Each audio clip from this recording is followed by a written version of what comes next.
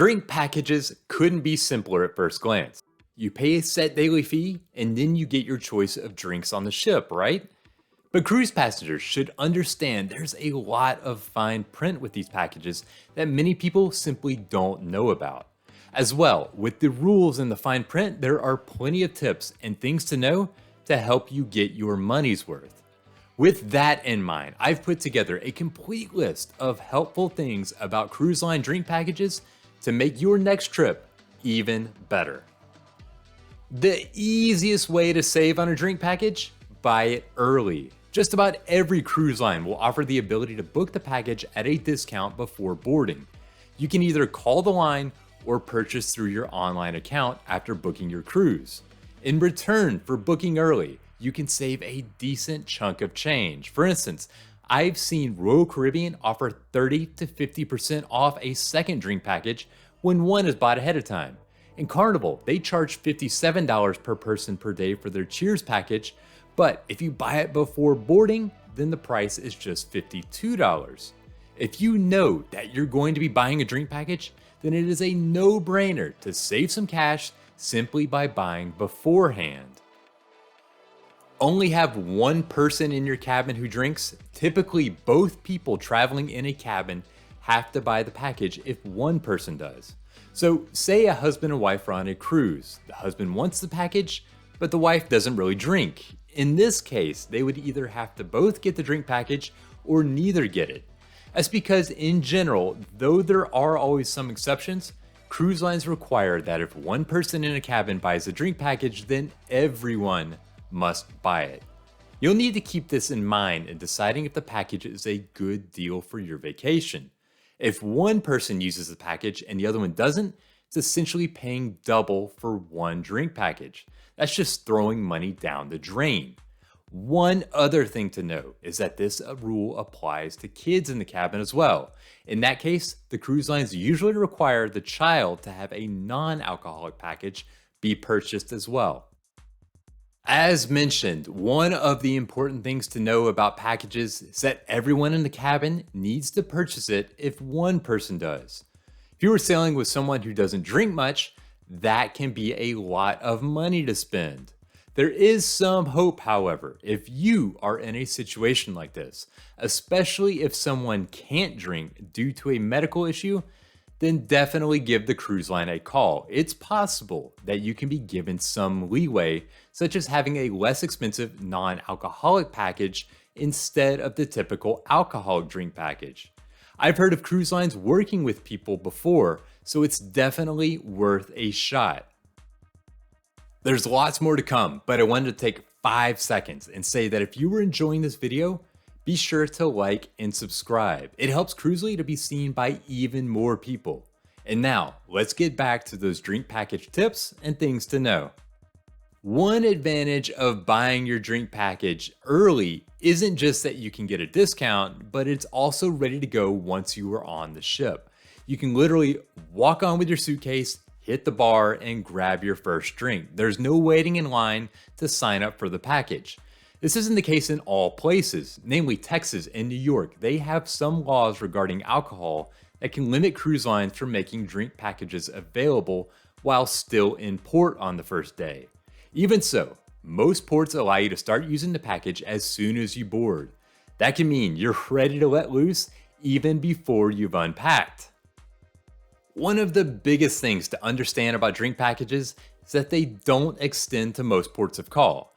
So if you're on a week-long trip and out in port for 3 of those days, that's a lot of time that your package won't be in use.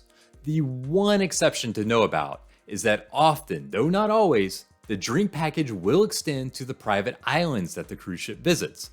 So for instance, if you are on Royal Caribbean and you visit Coco Cay, you can use the package just like on the ship. Same thing with Great Stirrup Cay for NCL. Carnival notably doesn't have packages that extend to its private destinations. Visiting the island and having the drink package in use is essentially like having an extra day added back on the package. Instead of paying for a full day and not being able to use it when you're off the ship, you are able to still get your money's worth. Before you buy a drink package, it is always smart to do the math to figure out if it's worth it for you.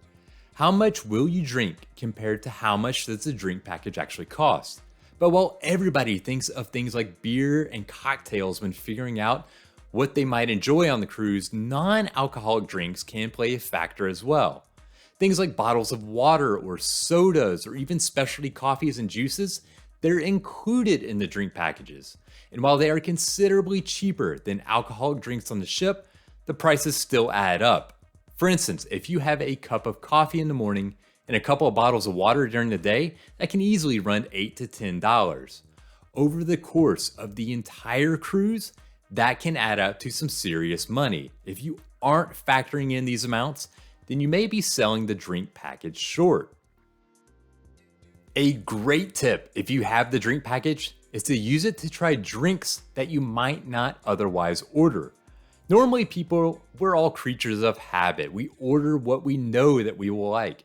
After all, who wants to spend $12 on a cocktail only to take a single sip and realize that you don't actually like it at all? With a drink package, however, you don't have to worry about that happening. If you order the drink and it is terrible, you're not out any money. You can simply toss it aside and try something else. That's a big advantage to having the package if you're the sort of person who likes to mix things up and try something new. There's zero risk to trying something you'd otherwise not order. Now, even if you don't technically get your money's worth each day with the drink package, there is a hidden value in the packages that you should definitely consider. That's the fact that you don't have to budget for your drinks. When on vacation, the last thing many people want to think about is every nickel and dime that's hitting their onboard account. With the drink package, you don't have to do that. You already know exactly what you'll pay. So instead of watching what you're spending, you can just let loose. Want to tie one on in the evening? You don't have to let the math spoil the fun. Sure, it may be that some days you don't spend enough to make the cost of the package worth it, but there's something nice about being able to let loose without having to think about a budget. As I said, there is some fine print that you should be aware of when it comes to the drink package. Case in point are limits on how many drinks you can order and at what price. Cruise lines, they place limits on the menu price of what you can order with the package. It's usually around $15 and it will cover most drinks on the ship. So normally you don't have to worry too much about that limit. That said, if you order something more than the drink limit, you'll have to pay the difference in price. There are also some limits on the number of drinks you can order when it comes to some cruise lines. Now expect any cruise line to cut you off if you look like you've had way too much. But Carnival and Princess, for instance, they have a 15 drink limit per 24 hours. You can order all the non-alcoholic drinks you want, but you're limited on the daily number of alcoholic beverages.